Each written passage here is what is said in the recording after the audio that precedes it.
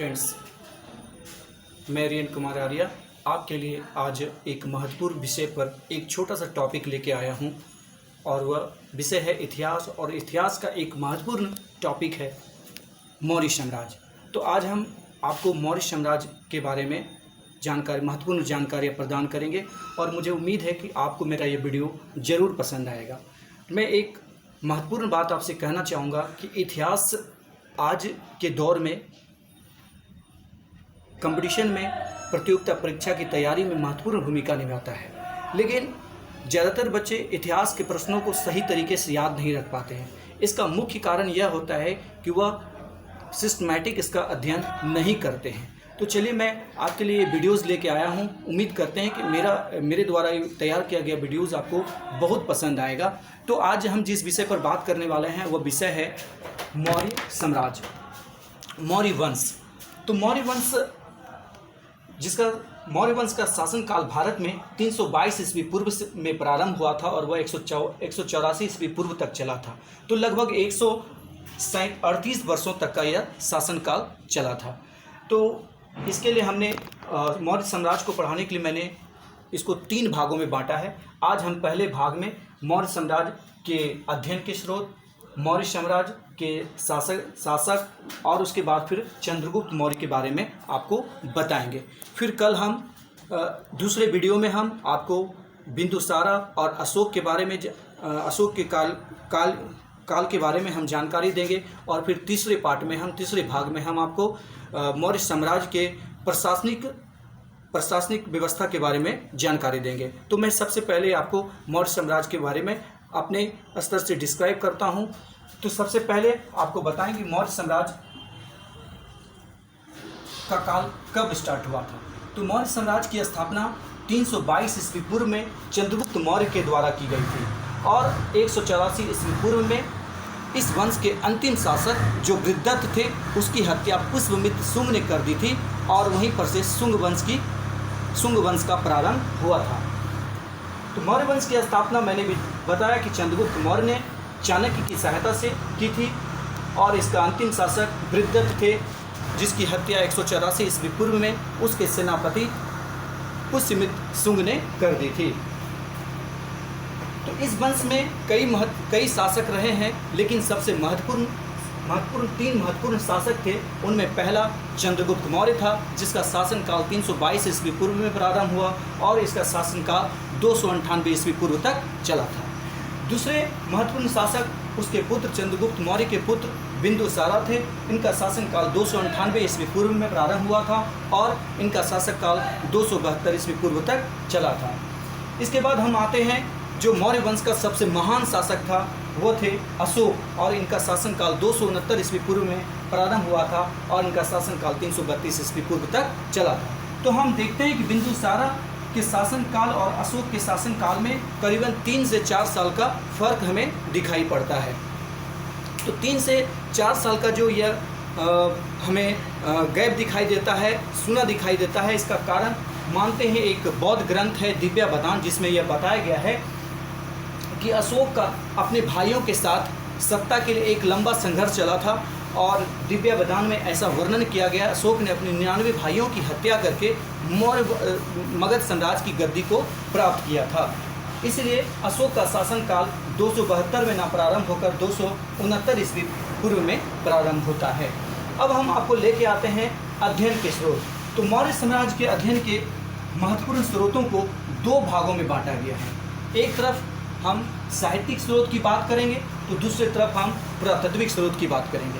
तो हम सबसे पहले साहित्यिक स्रोतों में आएंगे और देखेंगे साहित्यिक स्रोतों में कौन कौन से महत्वपूर्ण स्रोत हैं। तो साहित्यिक स्रोत में सबसे महत्वपूर्ण है अर्थशास्त्र। अर्थशास्त्र की रचना चाणक्य के द्वारा, जिसे विष्णुगुप्त या कौटिल्य के भी नाम से जानते हैं, चाणक्य के द्वारा चंद्रगुप्त मौर्य के शासनकाल में ही की गई थी।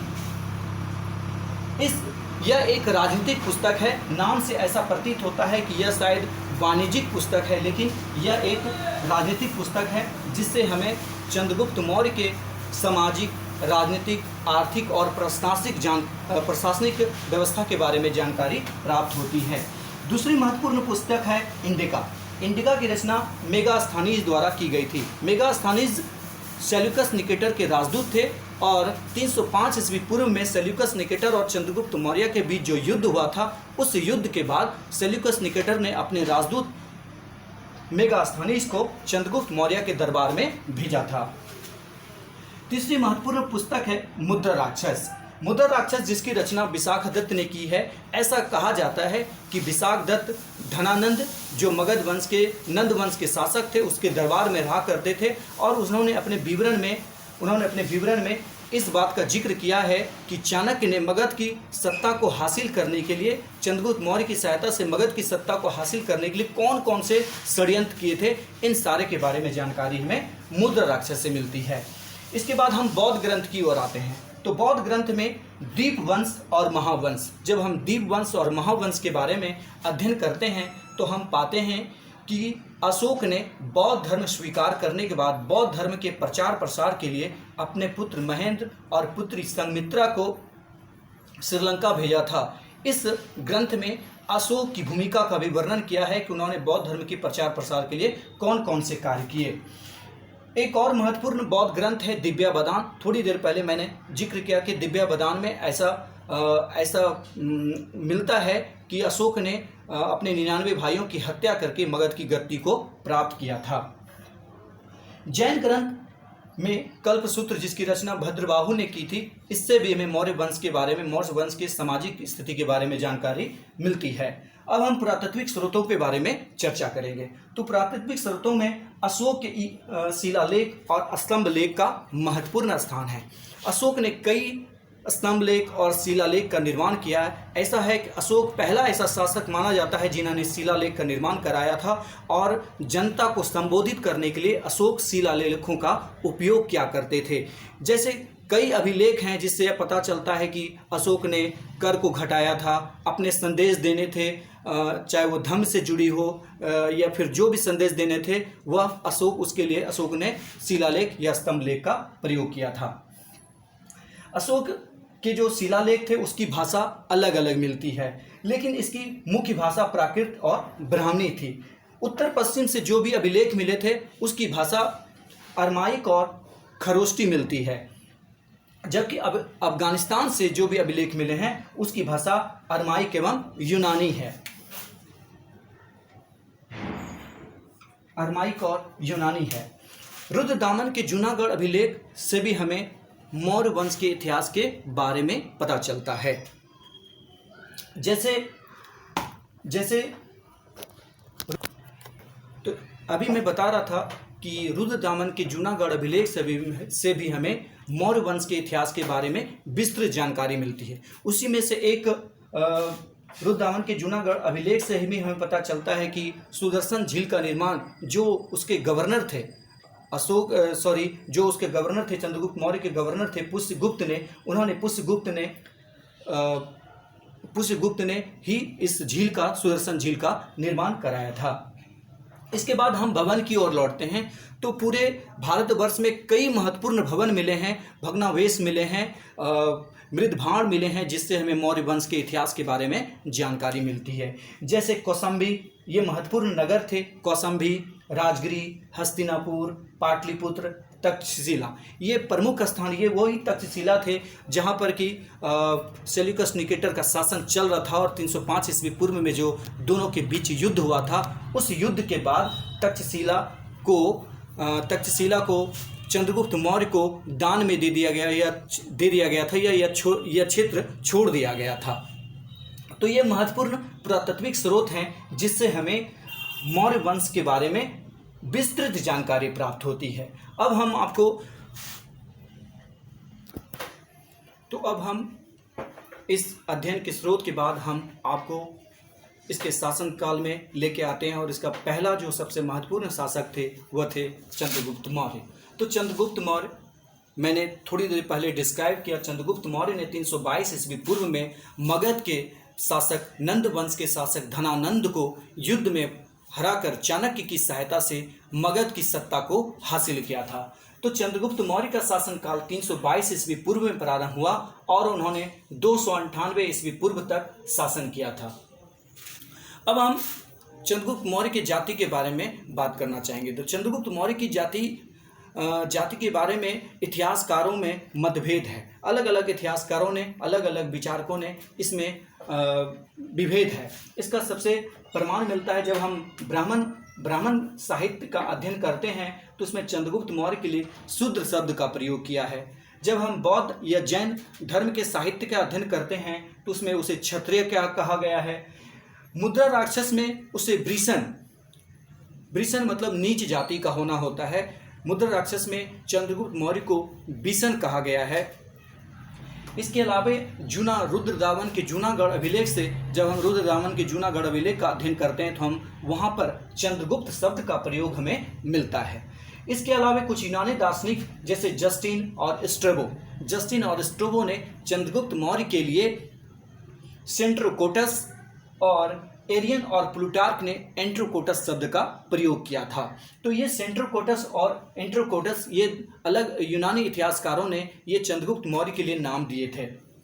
बाद में यही सेंट्रोकोटस शब्द को विलियम जोन्स ने, जिन्होंने एशियाटिक सोसाइटी की स्थापना 1784 ईस्वी में की थी कलकत्ता में, वही विलियम जोन्स ने इस सेंट्रोकोटस शब्द का संबंध चंद्रगुप्त मौर्य से बताया है। उनका कहना है कि सेंट्रोकोटस शब्द जो है वह चंद्रगुप्त मौर्य के लिए प्रयुक्त किया गया है।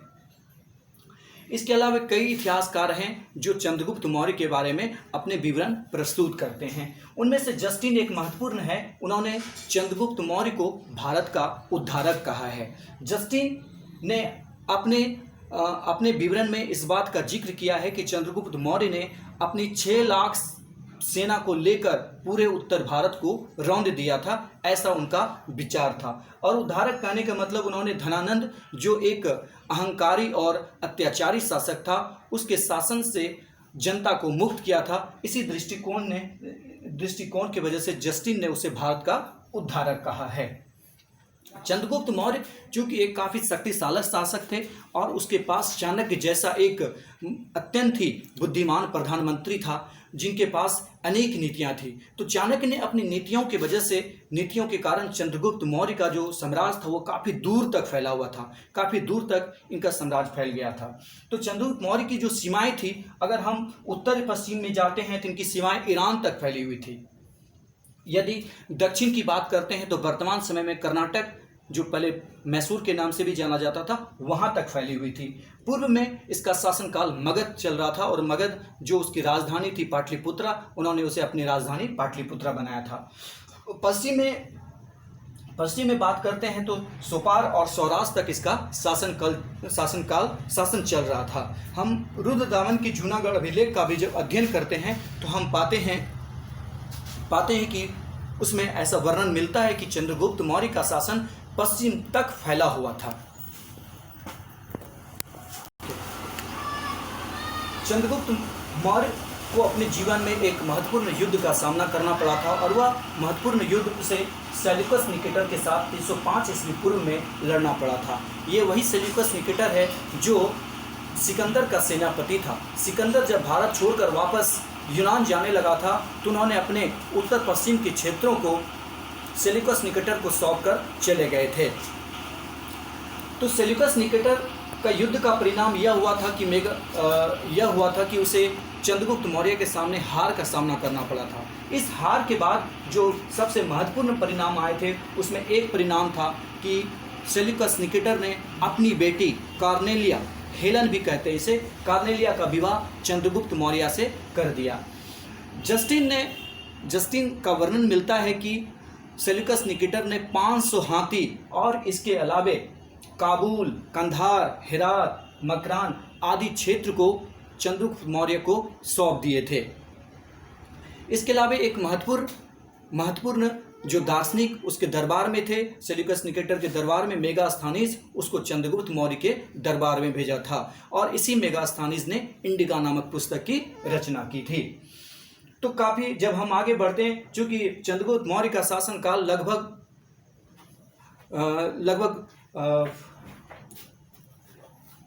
24 वर्षों तक चला था, तो आगे हम देखते हैं 294 ईस्वी पूर्व में आगे जाकर जीवन के अंतिम दिनों में चंद्रगुप्त मौर्य ने भद्रभाऊ से भद्रबाहु से जैन धर्म की दीक्षा ग्रहण कर ली थी और उनके साथ वह श्रवण बेलगोला चले गए थे। वहीं पर 298 ईस्वी पूर्व में चंद्रगुप्त मौर्य ने चंद्रगिरी पहाड़ी के पास उपवास के बाद अपनी समाधि ले ली थी। तो इस प्रकार से हम देखते हैं तो चंद्रगुप्त मौर्य का शासनकाल इतिहास में काफ़ी महत्वपूर्ण माना जाता है और इससे प्रतियोगिता परीक्षाओं में कई महत्वपूर्ण प्रश्न पूछे जाते हैं। फिर मैं एक बार फिर आपको बता दूंगा कि ये जो है बता देना चाहता हूँ कि इतिहास का एक ये महत्वपूर्ण अध्याय है जिससे कि प्रतियोगिता परीक्षा में कई महत्वपूर्ण प्रश्नों को पूछा जाता है। उम्मीद करते हैं कि आपको मेरा ये विवरण पसंद आया होगा, चंद्रगुप्त मौर्य का ये विवरण पसंद आया होगा। और अगर आपको पसंद आए तो मैं उम्मीद करता हूँ कि आप इस वीडियोज़ को अपने दोस्तों के बीच ज़रूर शेयर करेंगे और मेरे वीडियोज़ को लाइक करेंगे ताकि मैं आपके लिए और इससे भी बढ़िया वीडियोज़, इससे भी बढ़िया टीचिंग आपके सामने यूट्यूब चैनल पर लेके आऊँ। Thank you to everybody, thank you to my class.